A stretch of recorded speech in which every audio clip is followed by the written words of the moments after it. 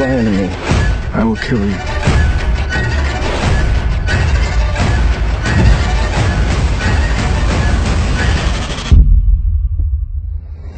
شبکه مکس نخستین تیزر تریلر اسپین آف سری فیلم های ایت رو پخش کرد و نام رسمی اون رو با طرفدارا به اشتراک گذاشت. این قسمت با اسم Welcome to the Derry، به دری خوش آمدید.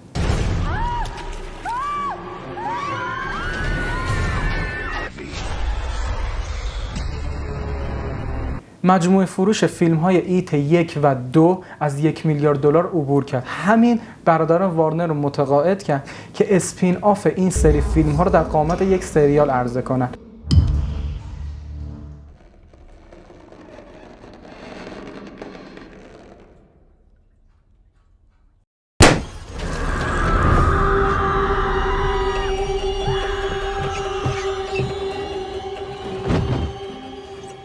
این سریال در ماه فوریه 2023 از سوی برادران وارنر چراغ‌سبز تولید گرفت و قرار این دسته از رمان استیون کینگ ساخته بشه. استیون کینگ معروف که خودم طرفدار پراپاگورسشم.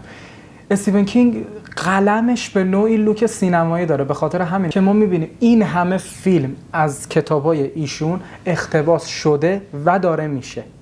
داستان این فیلم در دهه 1960 میلادی داره روایت میشه که به منشأ این دلغک شیطانی داره میپردازه.